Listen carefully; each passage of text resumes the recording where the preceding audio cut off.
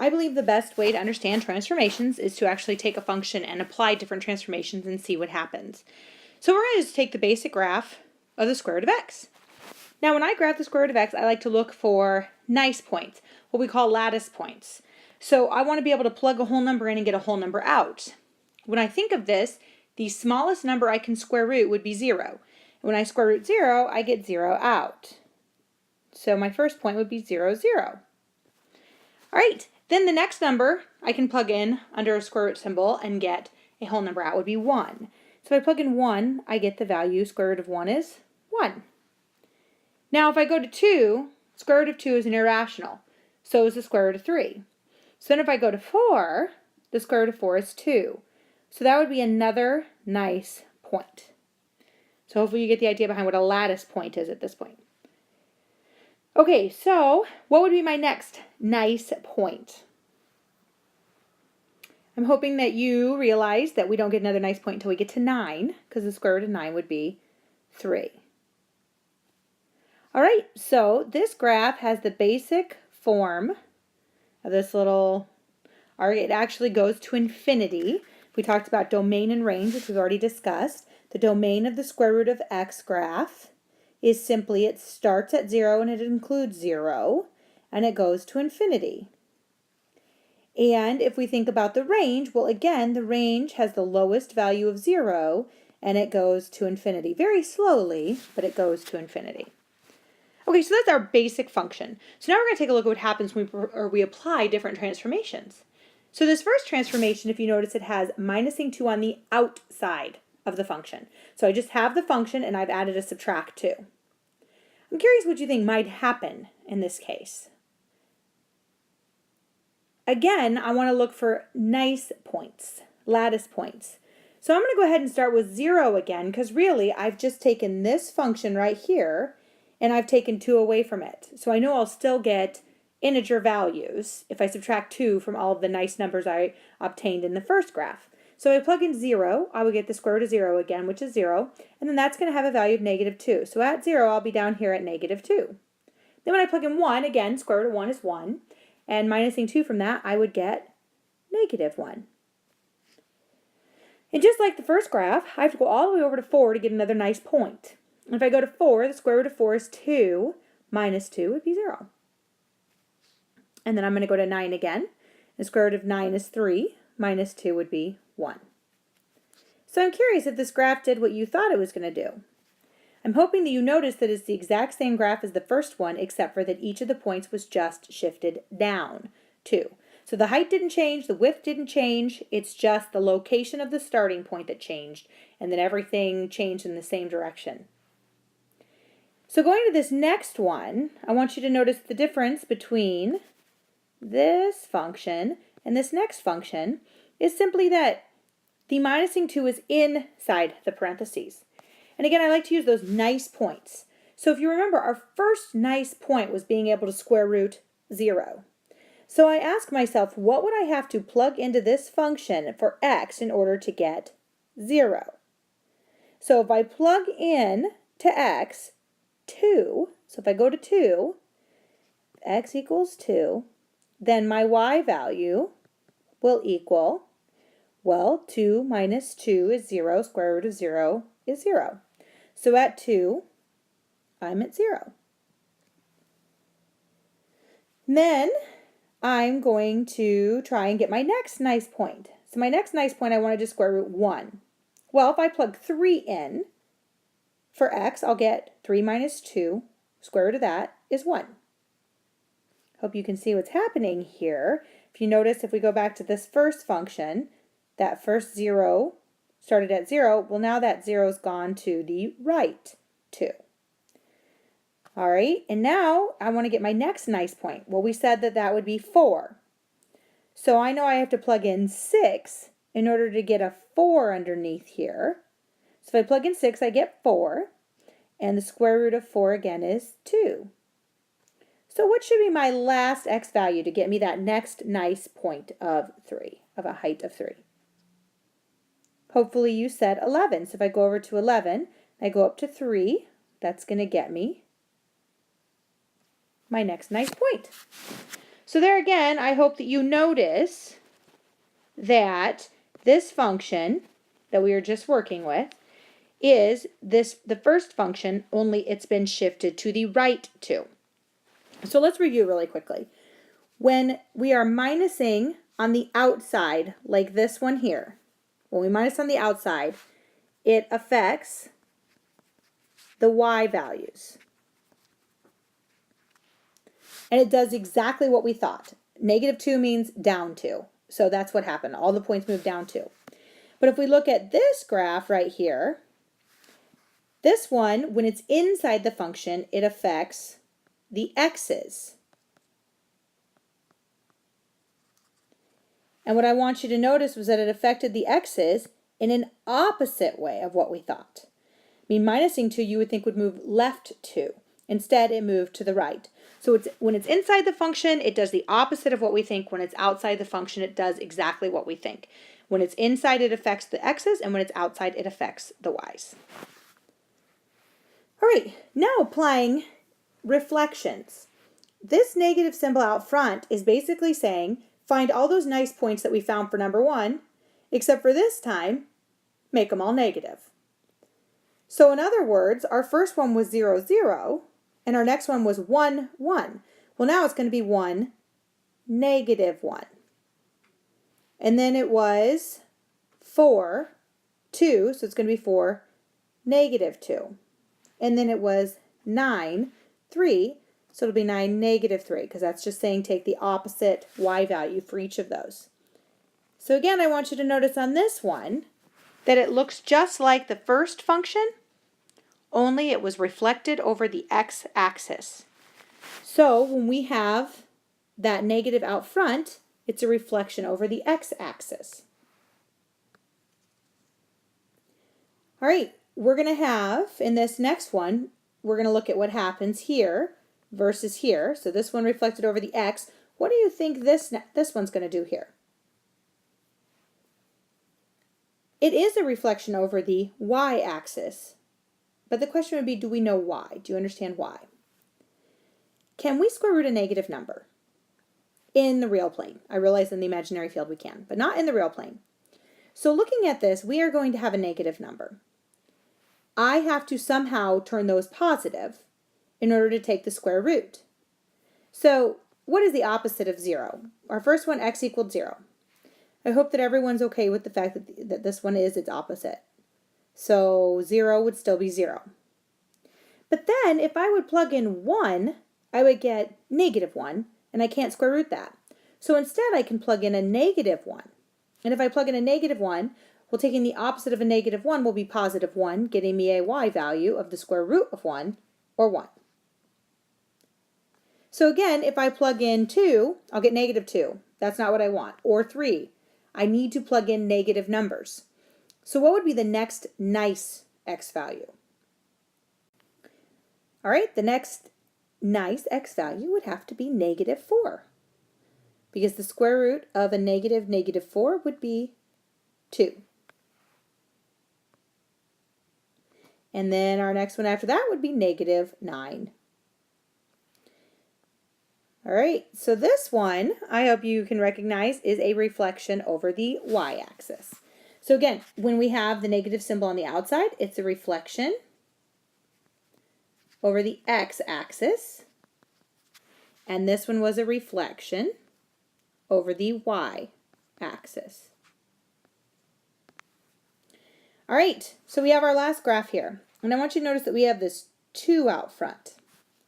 When we have this 2 out front, what happens is it changes the height of the graph, because we're already going to go ahead and plug in numbers and get our f of x values, but then we're going to multiply each of those by 2. So we're going to make this graph 2 times taller. So again, I'm going to use my nice points. 0 would be the square root of 0, which is 0 times 2 is 0.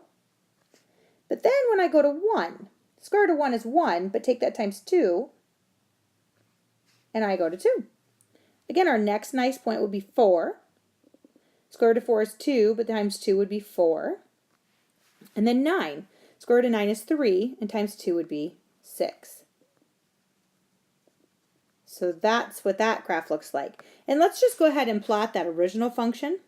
I'll plot it in green. So I want you to notice with this one, when I go back to how we did this before,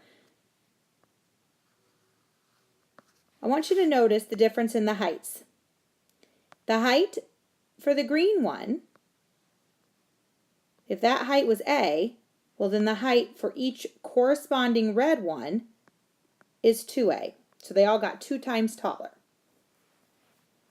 When we're dealing with trigonometric functions, we typically call this the amplitude of the graph. All right, so just a quick review. We have the basic function, and then we take that basic function and we apply transformations to it. When the transformation is outside, when we're doing something outside of the function, if we're adding or subtracting, then we're moving that function up or down. When we're doing something inside the function, adding or subtracting, then we're moving that function left or right. And when it's outside, it's what we expect. When it's inside, it's the opposite of what we think. If we have a negative outside of the function, it's a reflection over the x-axis. And if we have a negative inside the function, it's a reflection over the y-axis. And then finally, if we have a function being multiplied by a number, then that number, that is affecting the height of your y values. If that number is greater than 1, then the heights are going to get bigger. And if that number is less than 1, like if that had been a half, then all your heights would be a half as tall.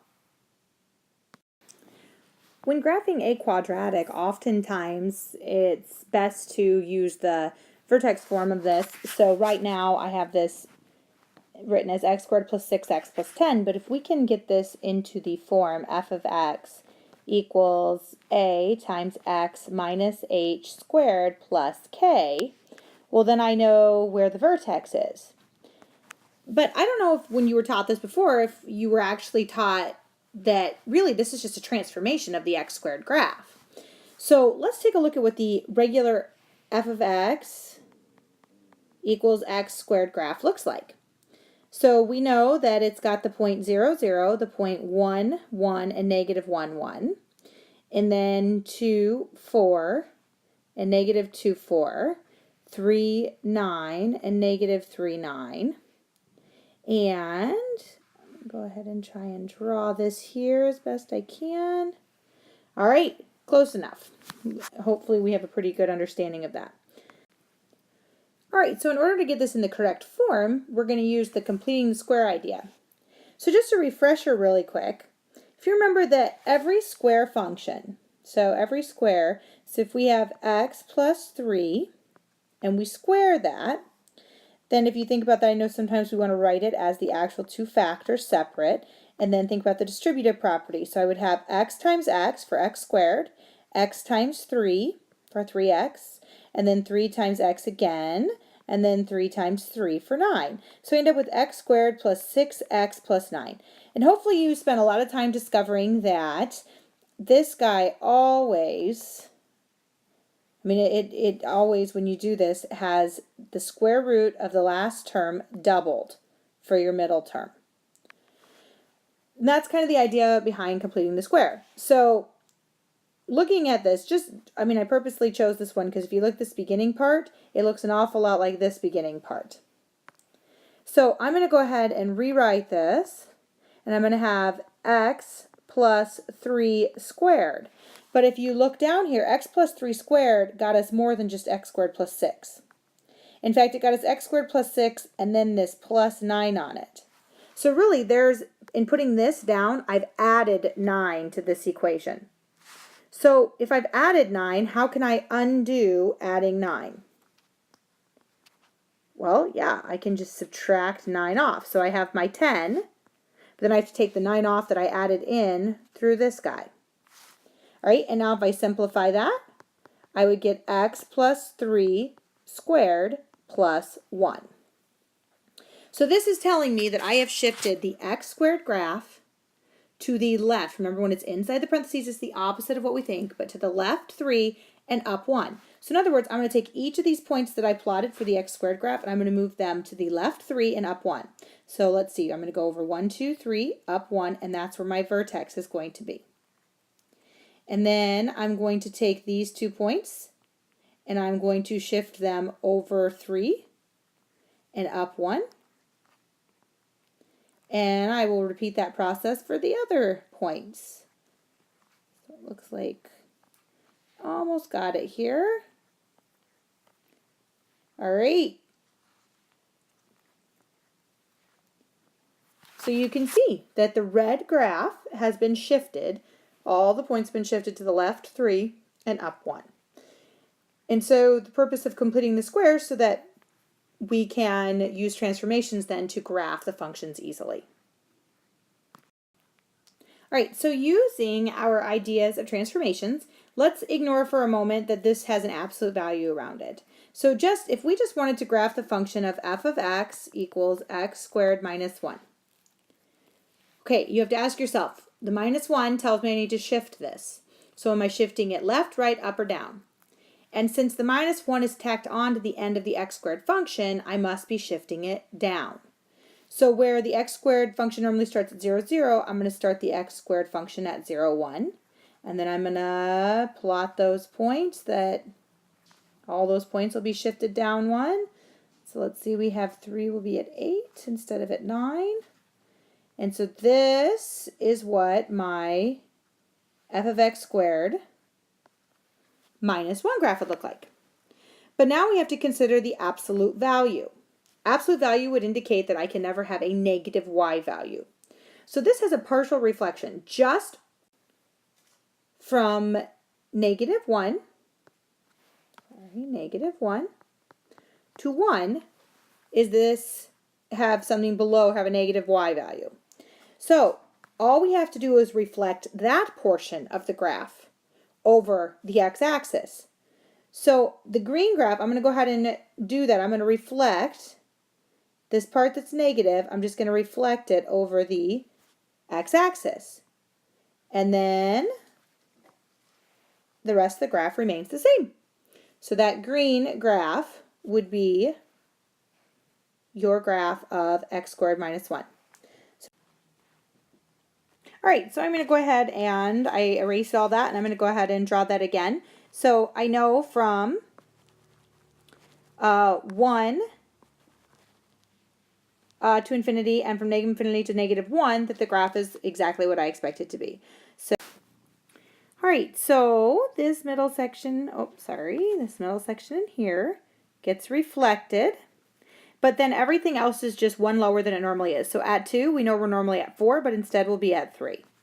And then at 3, we're normally at 9, but instead we'll be at 8. And so that side looks like that. And same thing, negative 2 is normally at 4, but it'll be at 3. And negative 3 is normally at 9, but it'll be at 8. And so there's your basic graph for that. And again, the absolute value really only affected that part from negative 1 to 1, where the graph was below the x-axis. All right, the last thing that we're going to take a look at in this section is composition of functions. So just a reminder that f circle g means f of g of x, and it's not red fog, it's f circle g is how we read it. So we do have to be a little concerned about domains because I can't plug an output from one function in as an input if that output does not satisfy the domain. In this case, we kind of luck out because g of x happens to be a square root, so we know it's only going to have positive values that will come out of it. And so then we will only have to worry about having positive values put into this one. But we still have to worry about what would make g of x undefined. And we'll deal with that after we perform the composition. So looking at this, we will have f of g of x, which simply means replace the x in the f function with g of x function. So in other words, f of square root of 2 minus x. So I'm going to rewrite the function, the f function. So it's a square root of whatever x is. Well, we're now saying that this is what x is. So I'm going to rewrite it as the square root instead of x. I'm going to rewrite it as the square root of 2 minus x. Now when I square root a square root, do you know what root that becomes? A fourth root. And sometimes it's easier to use fractional exponents when we do this, because this would be 2 minus x to the 1/2 to the 1/2. And when we raise the power to a power, if you remember, we multiply, so it'd be to the 1/4.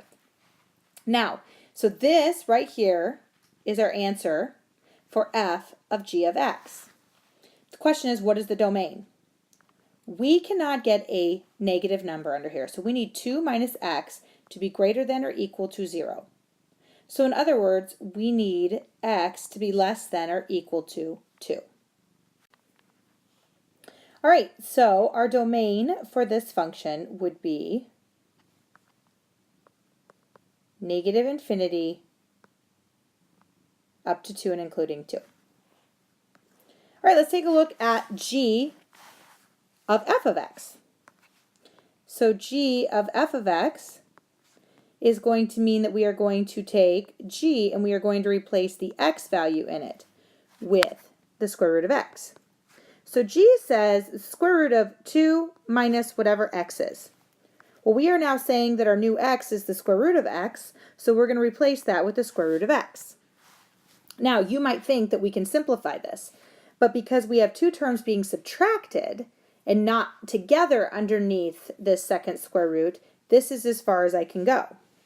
So again, we need to concern ourselves actually with two things this time. I need to make sure that for the domain, that this whole thing under here is greater than or equal to 0. So let's first do that. So we'll have 2 minus the square root of x is greater than or equal to 0. So I have 2 is greater than or equal to the square root of x. Then if I square both sides, we find that x has to be less than, so x has to be less than or equal to 4.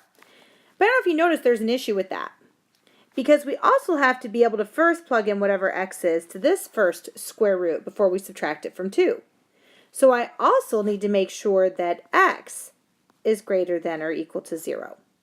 So looking at those two things together, what do we need x to be between? We need x to be between 0 and 4, and we need to include 0 and 4. We cannot go any lower than 0 or we won't be able to take this square root, and we can't go any higher than 4 or we won't be able to take this square root.